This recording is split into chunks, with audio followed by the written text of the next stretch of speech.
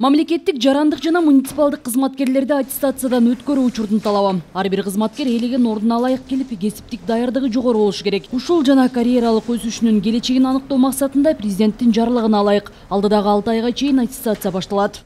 Аттестация кызматкердин кесиптик билимин жана көндүмдөрүн аныктоонун, анын кесиптик өнүгүүсүнө дем берүүнүн, мамлекеттик жана жергиликтүү өз алдынча башкаруу органдарында ишинин натыйжалуулугун аныктоонун формасы болуп саналат. Кызматкерлерди аттестациялоо төмөнкү принциптерде жүргүзүлөт.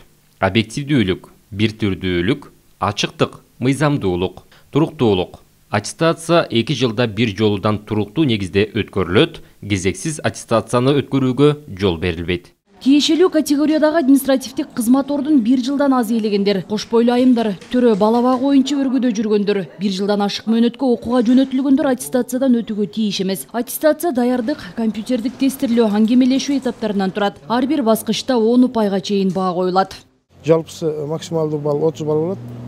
Эгерде 15 баллдан жарымынан кем 15 баллдан кем болсо, балл ээлеген кызмат ордуна шайкеш келбейт деп баа коюлат.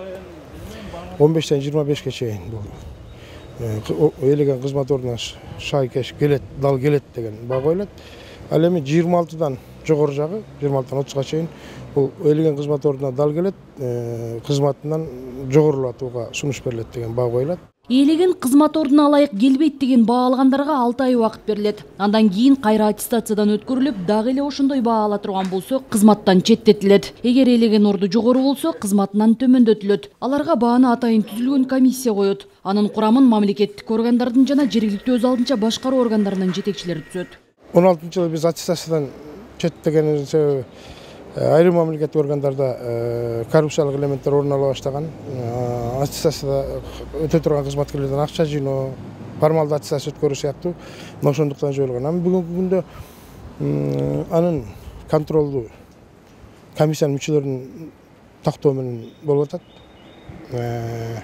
Себеби мен жогоруда айткандай комиссиянын курамына президенттин аппаратынын өкүлдөрү, администрациясынын өкүлдөрү, эң негизги жарандык коомдун өкүлдөрү комиссияга киргизилип атат да.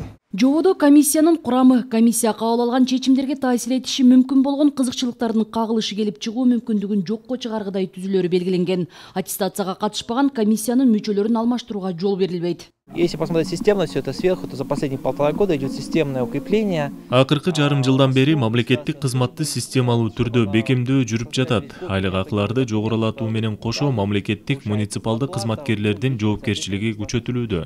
Бүгүнкү күндө республикада 16 миңден ашык мамлекеттик, 10 миңдей муниципалдык кызматкер бар. Жаңы мамлекеттик кадр саясатынын негизинде алар зарыл квалификацияга ээ, кесипкөй кызматчы болууга тийиш.